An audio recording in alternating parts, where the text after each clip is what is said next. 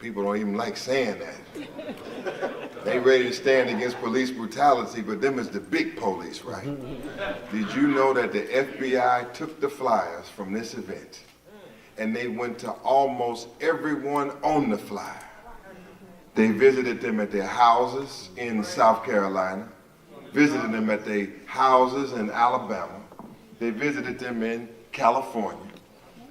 Did you know that the FBI and the Secret Service called this house, and they called the pastor of this house with very intimidating conversations, trying to get him to cancel this conference and to cancel this convention? If I ain't scared, you can't get scared. That's right. I called the FBI. I said, don't call them, call me. Right, yes, sir. I said, why are you calling them? I put this together. I sponsored this. And I'm the attorney. They're not talking to you. You have to call me. Contact me. I wanted you to call my supervisor. Here's my number. Here's my cell phone. You got it already.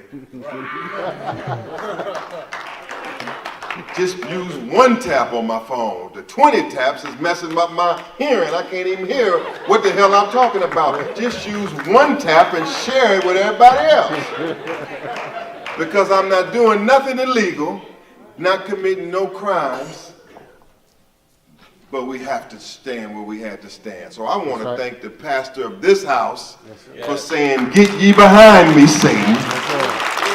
Resist the devil, and the devil will flee from you. And he didn't bow down. And that's why we're here today. They've taken the land from them. And you can't tell us about make America great again, make America a great win. When they were killing off our brothers and our sisters from the indigenous nation here. And so we're going to hear from them this weekend. Everything in the movement have been macho dominated. And that has to change. Because if women can teach us when we're babies and raise us up to be men, how can we start ignoring them at this stage and time? It just don't work out like that. It's all about money. It's all about finance. It's all about land. It's all about getting our economic act together. Because no matter who's in the White House, we wouldn't be as worried about who would be in the White House if there was a strong economic base, a strong economic foundation. We wouldn't care who was in the White House if we controlled our own finances and our own money in our community. And so this convention deals with our internal dynamics and what we must do for self.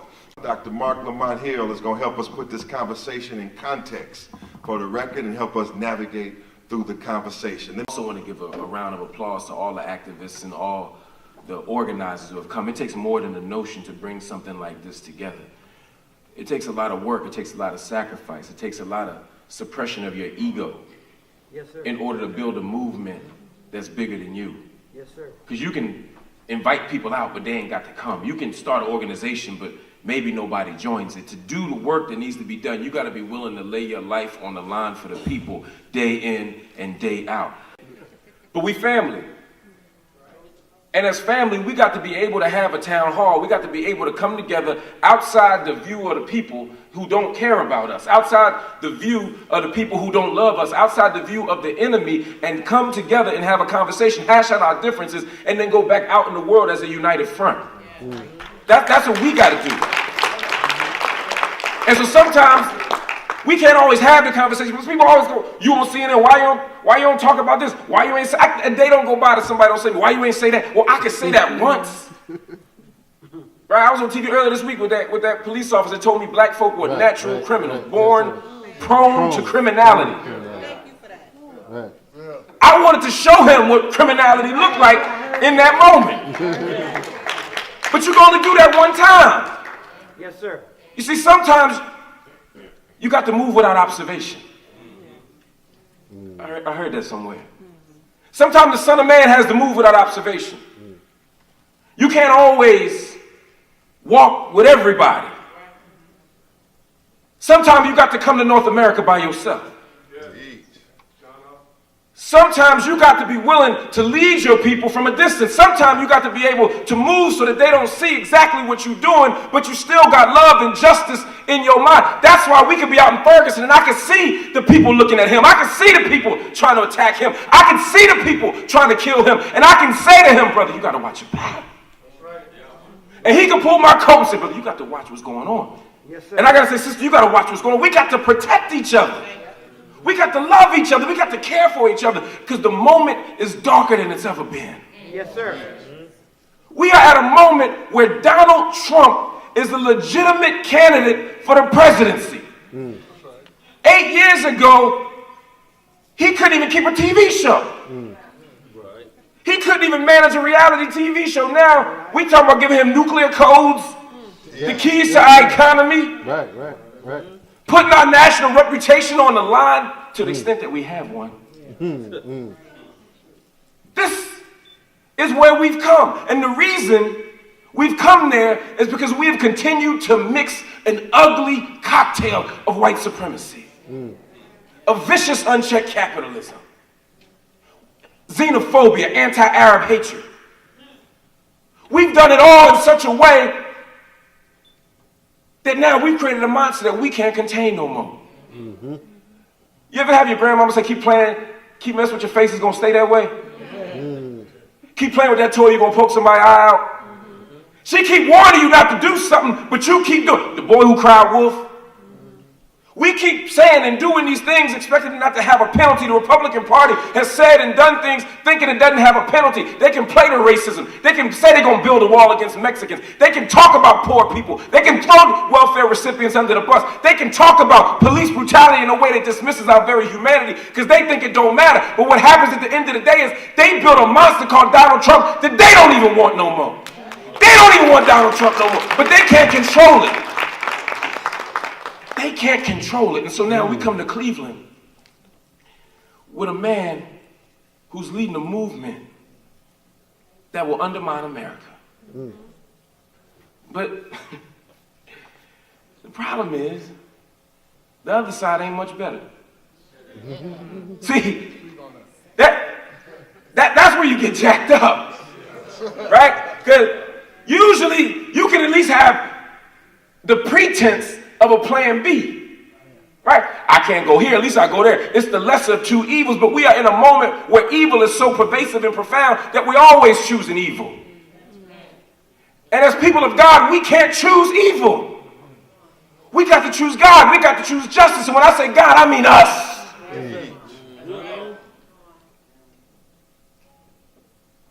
But if you know who God is, question number one, but what was question number two from the message? That's all I'm saying. Now they can kill and destroy us. And suddenly the 13th Amendment may say, well, slavery is illegal except under the condition of what? Jail. If you break the law, you can go to jail and prison. And if you go to jail and prison, you can become a slave. So if you do something that's illegal, you can become a slave again. So what did they do? They made everything illegal. Yes, sir. Right. You saw slave codes and black codes. Right. It was illegal to stand outside. It was illegal to be outside without a job. Yes, sir. How you make it illegal to be outside without a job when Negroes can't get no job? It was illegal to curse in front of a woman. It was illegal to be out of town, not dressed properly. They just kept making up laws to put you in jail because then when you were in jail, they could do what? They could lease you out. That's right. There was a convict lease system. They could lease you out. So essentially, they prosecuted slavery by other means. That's right.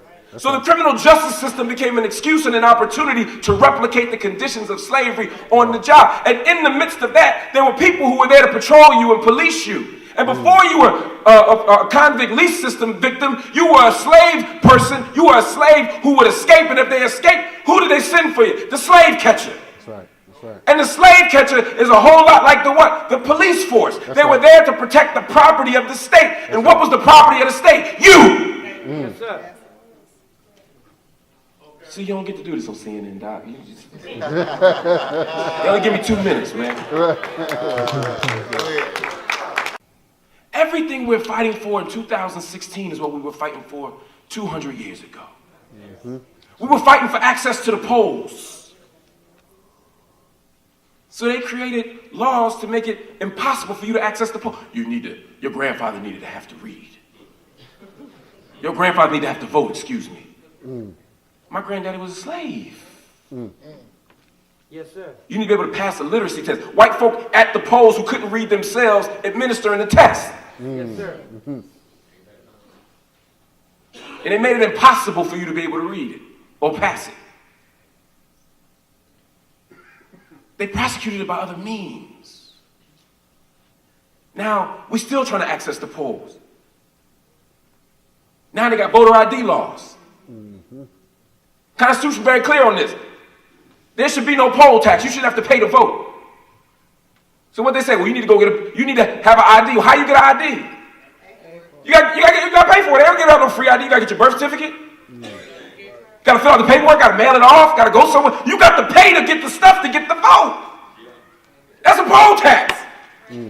They prosecuting it by other means. Yes, sir.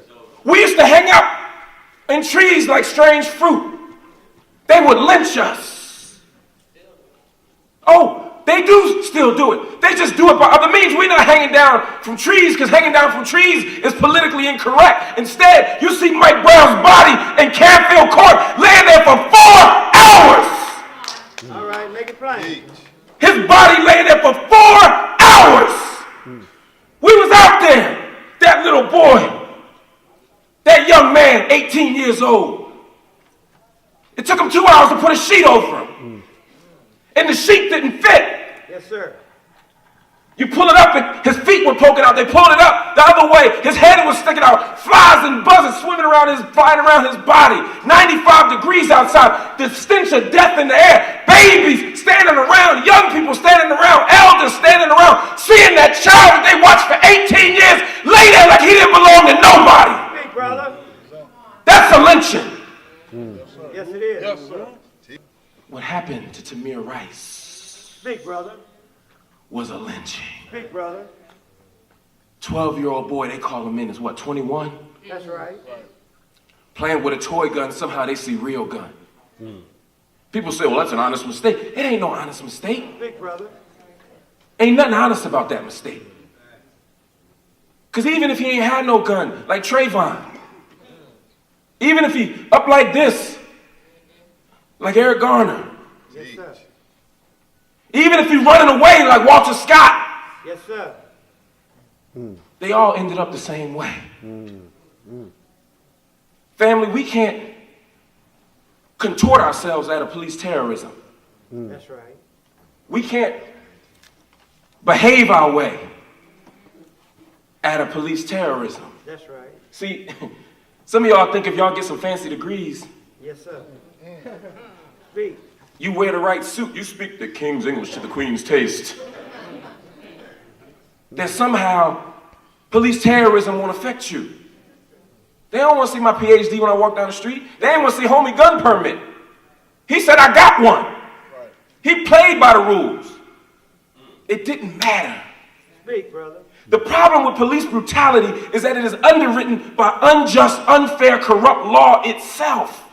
Yes, sir. So the law can't protect you either. You can't just appeal to the law. We're lucky to have legal advocates who fight for us within their system, but we have to understand the system itself is broken. See, and let me be very clear about that. What I mean by that is this. I don't doubt that the officer thought Tamir was dangerous. Yes, sir. I believe he thought Tamir was. I believe George Zimmerman thought Trayvon was dangerous. I believe Darren Wilson thought that Mike Brown was dangerous. I don't doubt that. Yes, sir. But the problem with white supremacy is that it always sees us as dangerous. Make it plain, brother. It don't matter whether you got a hoodie on, Yes. or it's a criminal piece of attire. When I was teaching at Columbia University, they wore hoodies too. Yes, sir. My students, white students, wore hoodies all year round. In the wintertime, they wore them with shorts on. Yes, sir. Nobody saw it as violent. Nobody saw it as dangerous. But when it's draped over that black body, it looks and it feels different. That's right. And so the law puts in your mind It asks the question about the mens rea, right? Does the person have a criminal mind? Does the person have a guilty intent? They would say, no, I'm just scared of that Negro back there. Because white supremacy has taught us that all black bodies are worthy of fear and demand violence. And then you go to court, Talk, brother. and then the juror sits there and says, well, Yes.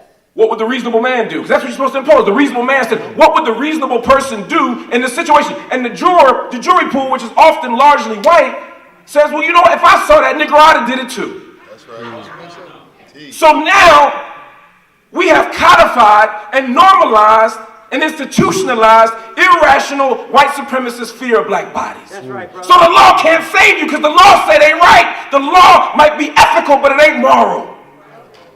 We got to appeal to a bigger code. That's right. We got to appeal to a bigger tradition, a deeper tradition, one of justice, Yeah. freedom, and what? Equality. All right, I hear you. The problem ain't driving while black. The problem is patrolling while racist. Yes, sir. That's the problem. But if we continue to analyze it from the perspective of those of us catching hell and not those who are purveying hell, that's the problem. And remember, this ain't just about white folk. I know we got journalists in the room, so let me be very clear. This ain't just about white folk. This isn't about white versus black at this level. This is about the justice system and its agents. In other words, we didn't march and struggle to get beat by black cops either. Yes, sir. Oftentimes, the police that will beat us and shoot us will also be black. Yes, sir.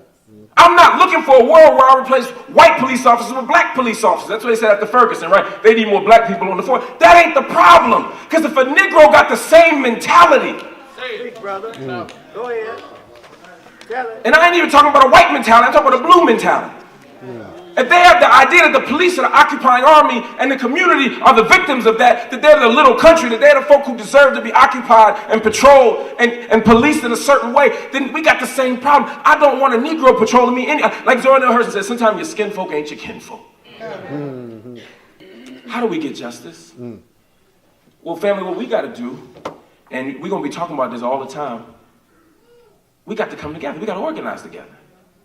But sometimes we organize together, but only in our little corners. Yes, sir.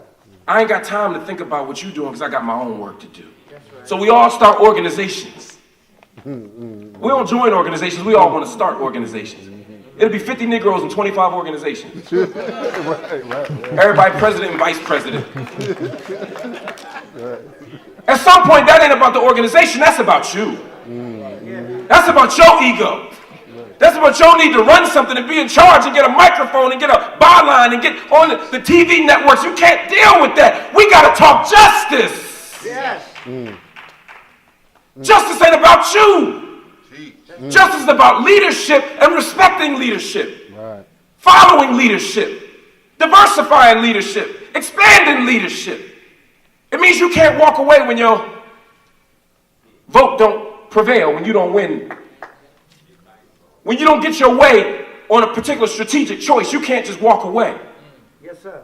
And again, we in the church, we had second Ebenezer. Yes, sir. That means there was a first Ebenezer.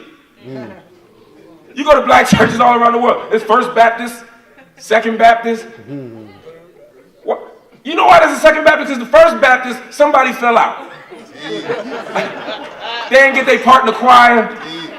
Somebody make the deacon board. Somebody says somebody collard greens ain't taste right. Next thing you know, we got Second Baptist Church. Then we got Third Baptist Church. You know what happens? A funny thing happened. When you get to Second Baptist Church got problems too. You know why? Because you still there. Because you still there. We all broken. We all need work, but we got to come together and build. So if you're over here doing environmental activism, that's cool. But don't tell me that you ain't got time to do this racial justice work because you're doing environmental activism. Because there's no stronger correlation between environment and racism than Flint. Right. Don't try to tell me you can't do this school reform stuff because you're worried about prison activism. There's a connection between broken schools and jails. First-class jails and second-class schools are correlated. We got to deal with this stuff together. Yes. And we can't exclude folk. And this is where y'all gonna get mad at me, but all black lives matter. I didn't say all lives matter. I said all black lives matter. Yes, sir. We can't marginalize gay, lesbian, bisexual, transgender brothers and sisters. We can't have a conversation about black freedom. We can't say we love black folk and say we don't love black queer folk. We can't say we love black folk and not love black trans folk. Because guess who's going to jail at a higher rate than any other black population? Black women have been exponentially incarcerated. Black trans populations are being exponentially incarcerated. They're being overly policed. You a black woman walking up the street, you get policed. You a black trans woman, you getting policed. You getting subject to trauma and abuse inside of prisons as well. Look at CC McDonald in Minnesota. You see, there's a whole web of stuff that has to intersect. But if we only stay in our corner and we don't come together and build these organizations, have conversations, and talk across difference. I worked at Fox News for 4 years, 5 years, on the visiting team. They don't all agree. They would call me, they'd be like, I'll be debating in the morning, and I come back on at noon. Some of y'all been on Fox News. By the end of the day, I done had 4 or 5 conversations, and they all say the same thing. They all got the same talking points. They all got the same fake stats. They all got the same jokes. After a while, I was like, I'm a pretty smart dude. Like, how they get this thing together? I realized they were having a meeting. Every Monday at 11 o'clock, they'd go to the 6th floor. They tell me to go to the 5th floor. And they would organize. Some of them were Second Amendment advocates. Some of them were war hawks. Some of them were free market fundamentalists. Some were homeschooling people. Some were pro-lifers. They didn't necessarily care about the other person's issue. The pro-lifers didn't care about homeschooling. The homeschoolers didn't care about guns. Some of them thought the market people was crazy. But some of them thought the evangelicals were out of their mind. But you know what? They still came together and they organized and they built and they voted and they strategically worked to get their full agenda forward. But some of us, we don't agree on this one issue. I am an unabashed advocate for LGBT rights. And I think those of you who are not are wrong. But that don't mean if we down on the streets in Ferguson and the guns start blazing, we can't protect each other. Yes, sir. That doesn't mean when it's time to stop the threat of fascism through Donald Trump that we can't commit to stopping it. That doesn't mean that when we look internationally, which is what I hope we also do, we don't fail to connect our struggle to our brothers and sisters on the continent of Africa. That we don't fail to connect it to the African people who are in Brazil, to the people who are on the boot of American capitalism in Haiti, to the people who are being occupied in Palestine. We have to be able to tell the truth every single place we go, struggle every single place we go, organize every single place we go, because we need justice.